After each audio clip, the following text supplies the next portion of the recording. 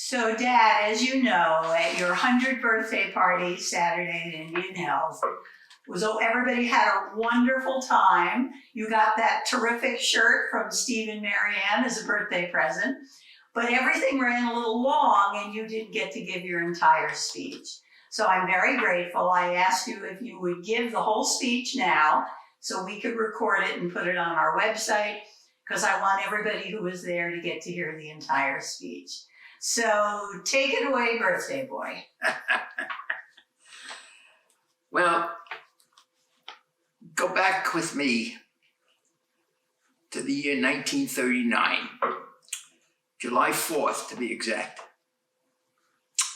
The great Yankee first baseman Lou Gehrig, who had been diagnosed with a fatal disease today known as Lou Gehrig's disease, was giving his farewell address at Yankee Stadium before 66,000 loving fans.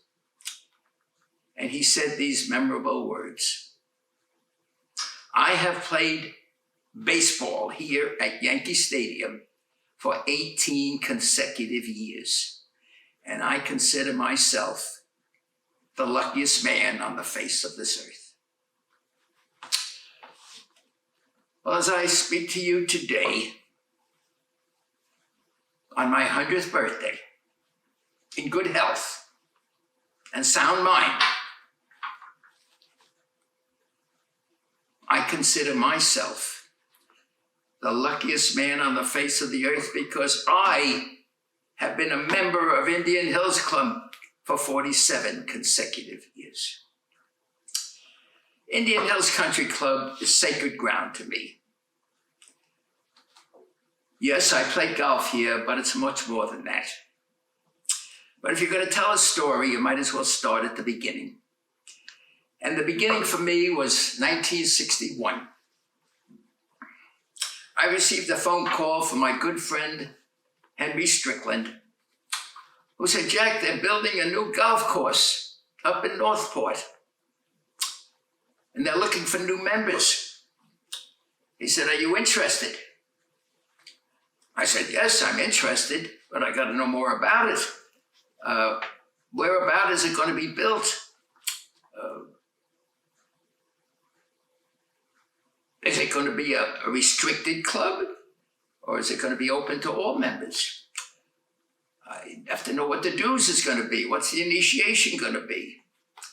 He said, "Well, Jack, Ross Bayer and Nick Pecora Sr. Were also invited. So I suggest the three of you take a ride out here, go into the clubhouse, the manager will answer your questions, and we'll go from there." So the three of us drove out, and it's true. In the building that we're standing in today, the inside has been improved, but the basic building is exactly the same as it was in 1961. And they answered my questions to my satisfaction. And I said, yes, I would join. And in 1961, I became a member of the Indian Hills Country Club. All three of us joined together. And every Wednesday and Friday, which were my 2 days off from the office, they were closed on Wednesday and Friday, Nick and I would drive out to Indian Hills to play golf. There we would meet two friends, Shep Getter and John Dickerman, and we would play a friendly round of golf. But a friendly round of golf means you're playing with friends, but your golf game is never the same if you don't have a little something riding on it. And so we would choose our partners, and at the end, we'd go up to the clubhouse and straighten out. But we never played for money. We played that the loser would buy drinks, and sometimes that amounted to a lot of money, but no money was changed hands. Well, I wanted Betty to play golf also. She was a great athlete, college, she was a phys ed major, and I wanted her to play golf as well. And she always said she's too busy. She's got all these kids at home. They have all these things to do. I have to take them here. I have to take them there. But I insisted. I said, Betty, you must come here. You're going to love it at Indian Hills. You've got to find the time. And she did. She came and played on Ladies' Day, which was on Tuesday. She played with Mary Pecora and Trudy Bear. And Betty and I also played in the couples golf on Sunday. After I played golf with the men on Sunday morning, I would then play with Betty in the afternoon. And after you finish golf, you'd go up to the clubhouse, you'd have drinks, stay for dinner, and it was a wonderful event. But I wanted to improve my game. I wasn't happy with the game I had. I was shooting in the 90s and I wanted to get better.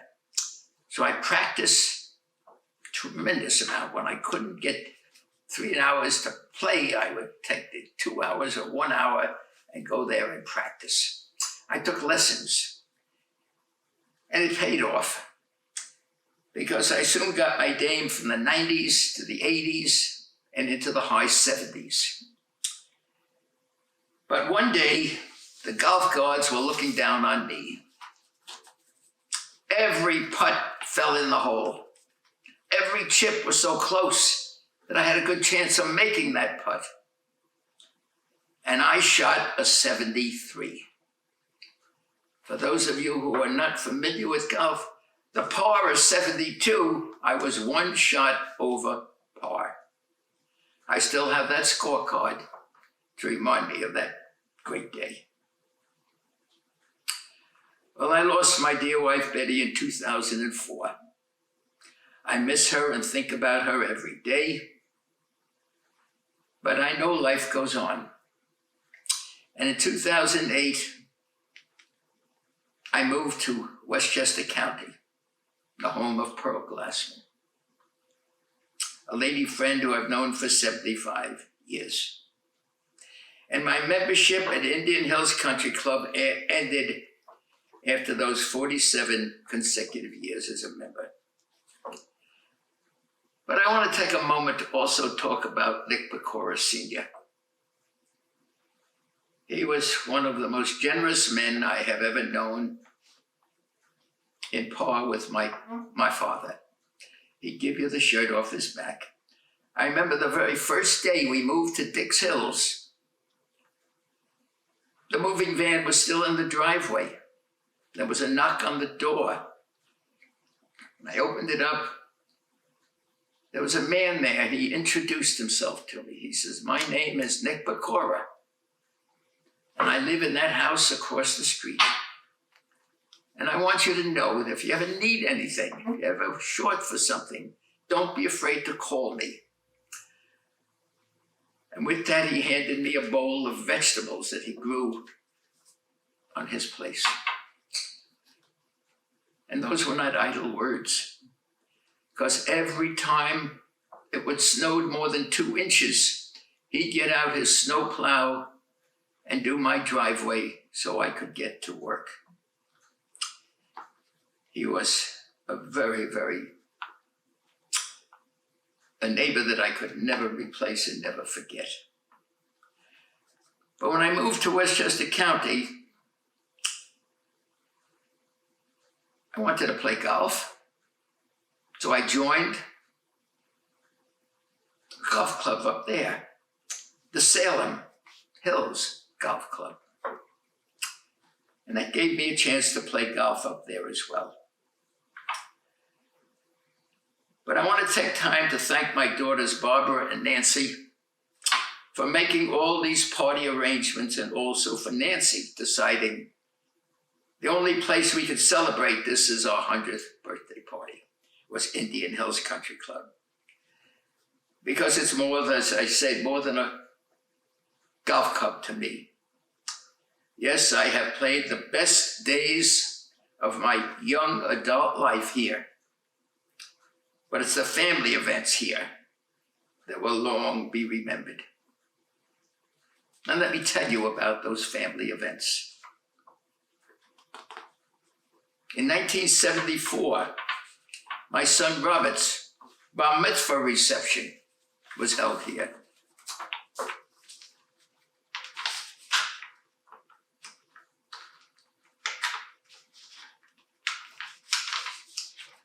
In 1974, David and Maggie had their wedding reception here. After the ceremony was at the Temple Bethel.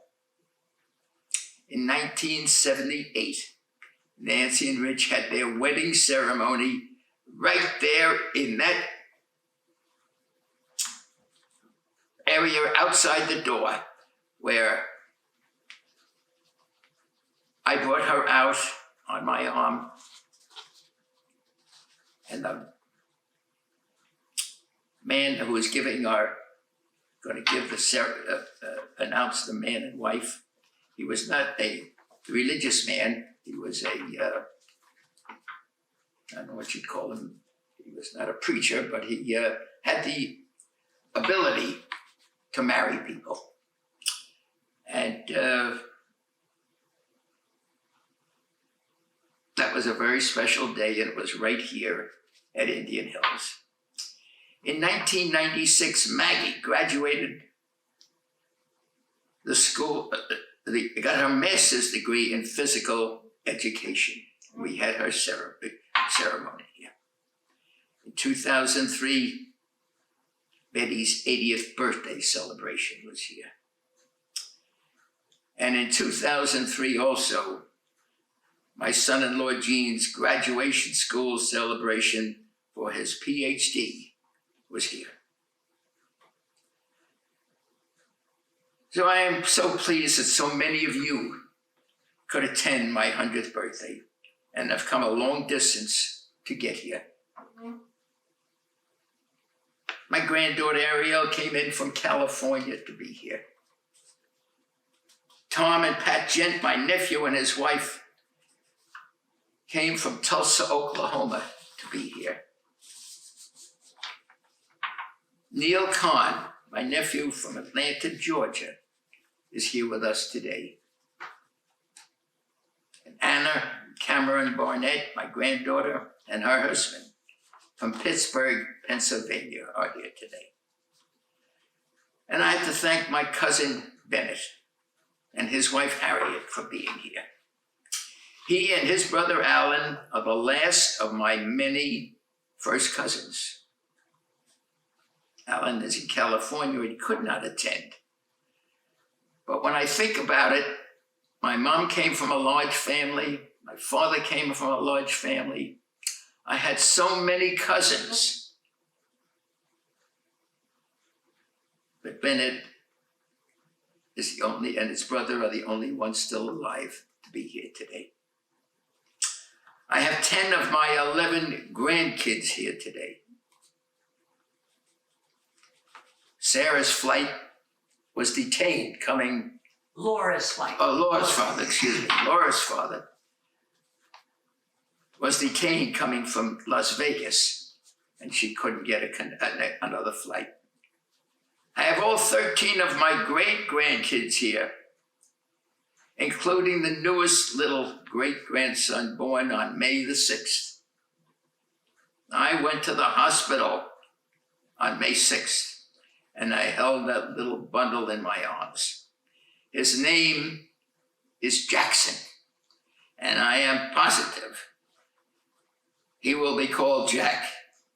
And he and I will celebrate our May 5th birthdays with him, and I will celebrate my May 5th birthday with him.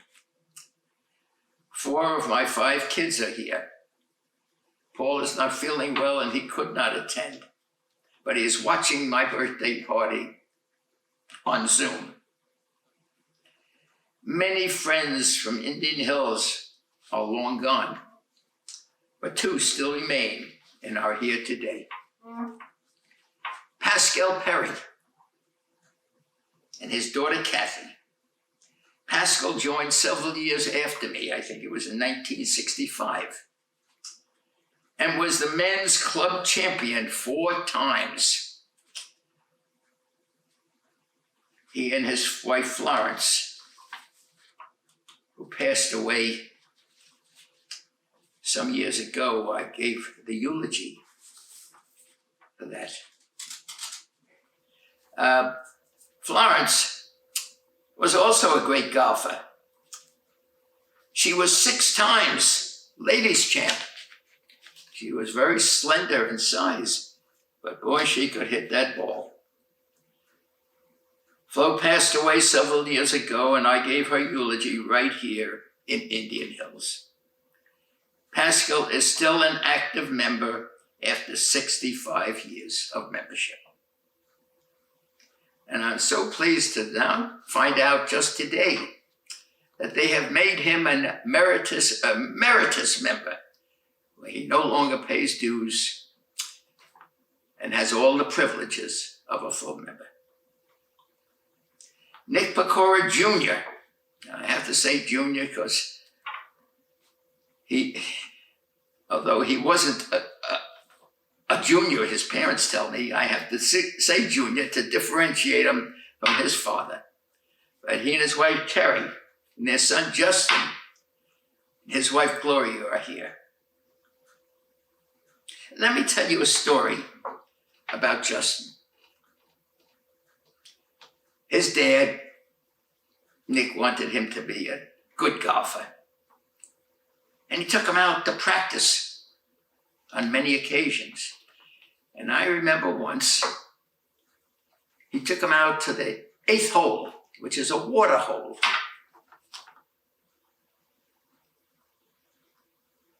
And he had never hesitated. He teed the ball up, only 10 years old. He teed the ball up and wham, he hit it clear over the water pond. And I said to myself, this kid is going to be a great golfer someday. I'm so glad he's here today to join with me. When I left Indian Hills and moved to Westshore, as I said, I joined the Salem Golf Club in Salem, New York. And there I met Victor Rosenzweig and his wife Susie, and Steve Mathis and his lady friend Terry. I have very good memories of Salem Golf Club. I wasn't there as near as many years as I was at Indian Hills, but I have some good memories there. Well, in Binghamton last week, I celebrated my 100th birthday with 1,000 members singing happy birthday to me. 4 of those Lions I consider family, and I invited them here today. Al Brandell and Maureen Murphy, and Steve and Mary Ann Tremoroli.